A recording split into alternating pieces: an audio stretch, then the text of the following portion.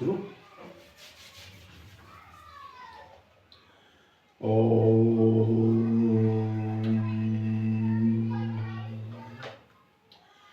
गुरुर्ब्रह्मा गुरुर्विष्णु गुरुर्देव महेश्वर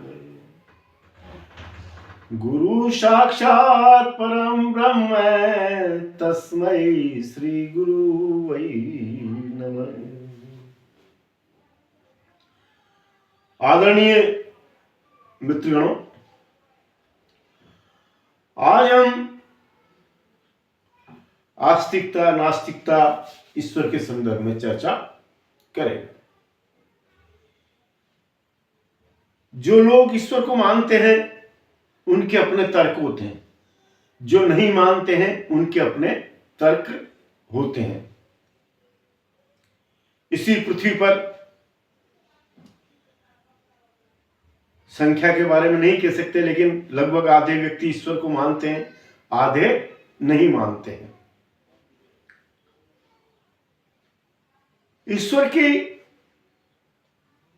उपस्थिति का हमें महसूस होती कई कारणों से, और हम उस परमपिता परमात्मा को एक निराकार मानते हैं। उसके प्रति यह है, अलग अलग हो जाता है कि उसके प्रति सद्भावना प्रकट करने या उससे धन्यवाद देना, पूजा करना, इसके लिए मंदिरों में जाते हैं। लेकिन वो सब जानते हैं कि वो परमपिता परमेश्वर निराकार है, उसका कोई आकार नहीं है। यहां तक तो एक तर्क का विषय हो सकता है, सबके अपने तर्क हो सकते हैं, नहीं मानने वालों के भी और मानने वालों के भी। मैं वेदों के अनुसार ही बातचीत करूंगा और सनातन धर्म के व्यवहार से।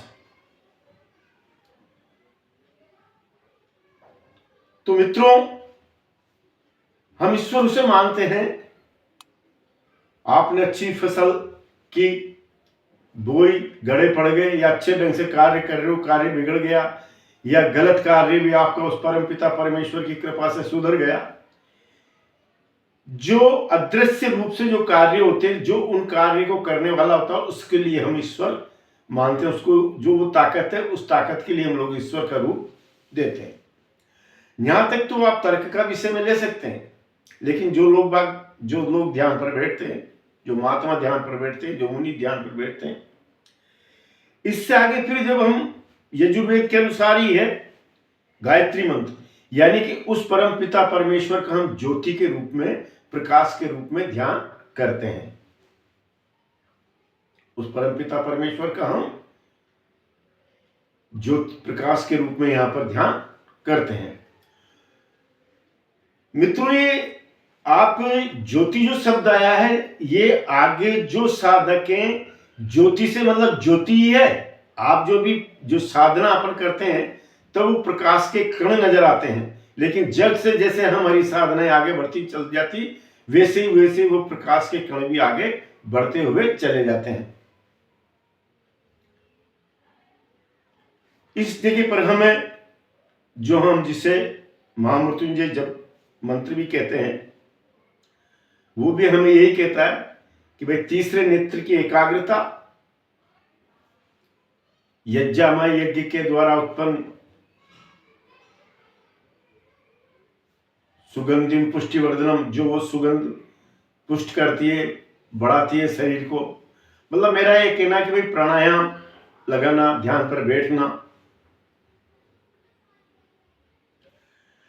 हमारा मन,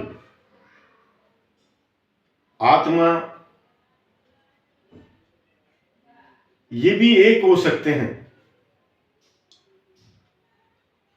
ये तो बात बिल्कुल सटीक है कि जब योगी लोग समाधि की अवस्था में जब शरीर को छोड़ते हैं, तो उन्हें वो सब बातें याद रहती हैं जो भी उन्होंने इस जन्म में जो भी क्रियाकलाप रहते हैं, वो साथ में उनके उन्हें याद रहती। इसका कभी मैं आप उसकी क्रिया भी मैं आप समझाऊंगा कहीं कभी। फिर आता है अपने ज्योति स्वरूप जो हमने मन की कल्पना की है कि भाई तन में मन शिव संकल्प मस्तु, यानी कि वो मन हमारा जो ज्योति स्वरूप है वो शुभ कार्य करने वाला हो। मित्रों, ये सनातन धर्म की एक पहचान है कि जब हम ध्यान पर बैठते हैं और ध्यान की एकाग्रता को यहां पर लाते हैं तो वो जो मन इधर उधर दौड़ता है वो मन शिव संकल्प यानी अच्छे कार्य करने वाला हो। जब हम यहां पर ध्यान की एकाग्रता करते हैं तो हमें किसी के बारे में बुरा नहीं सोचना चाहिए। जो भी ध्यानी लोग हैं, मैं अंधविश्वास को हटाने की बातचीत तो करता हूं, लेकिन किसी को नुकसान पहुंचाने की बातचीत अलग होती है। मित्रों, अंधविश्वास पर चर्चा करना अलग होता है। अंधविश्वास पर चर्चा इस हद तक जाए भले से कि उसमें अपनी प्राण भी जाते हैं तो जाए, इस तरह की चिंता नहीं करना चाहिए योगी के लिए। आप जो है, जो भी व्यक्ति ध्यान पर बैठते हैं, मेरी इस विधि को आप समझ रहे होंगे। और जब हमारे, अब ये वैज्ञानिक या साइंटिस्ट थोड़ी इस बात को मानेंगे कि हमारे रीढ़ खंभ में एक बाल के बराबर या बाल से भी छोटा एक वायु पास होने का एक छिद्र होता है, वायु को आने का, जो यहां पर आने पर एक इलेक्ट्रिक रोड की तरह बिजली सी जलती है, यहां पर जल जाती है ये चमड़ी यहां पर।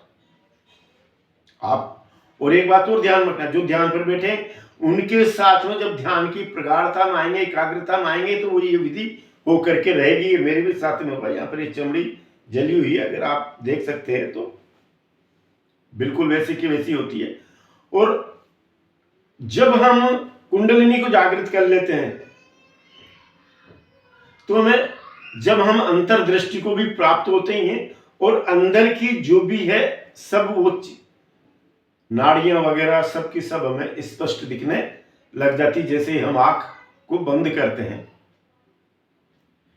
बिना कुंडलिनी को जागृत किए इस विषय में हम लोग आगे नहीं बढ़ सकते, ज्यादा जानने के विषय में।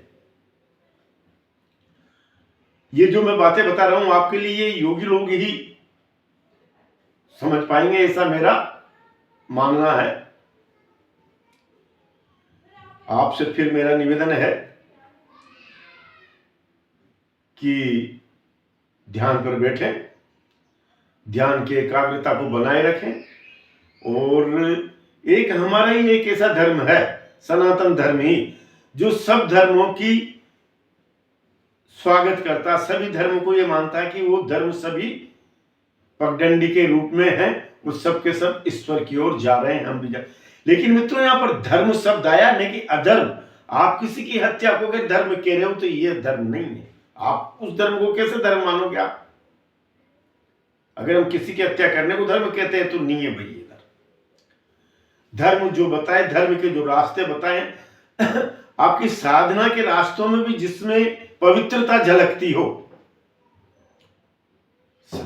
जो अपन साधना करते हैं ईश्वर की, उसमें जो पूजा करते हैं उसमें भी अगर आप बलि दे रहे हैं, कर रहे हैं, तो ये विषय उसमें नहीं आता कि भाई आप ईश्वर की ओर जाने वाला रास्ते को चुन रहे हैं। पूजा पद्धति, ईश्वर को साधने की विधियां कई तरह से हो सकती। कोई मजहब, कोई पंथ ये कहता है कि केवल उसी के पास में है सुरक्षित ये विधि, तो वो गलत कहता है। हर पंथ में, हर धर्म में ये विधियां मौजूद हैं जिससे हम ईश्वर की ओर जा सकते हैं। मैं फिर बता देता हूं कि ईश्वर निराकार है। हम लोग पुनर्जन्म के सिद्धांत को मानते हैं और कर्म करने पर ही जोर देते हैं कि भाई कोई विधाता वगैरह या किसी ने भी हमारे किसी भी आज जो हम कर रहे हैं उसको पहले से किसी ने लिख के नहीं रखा।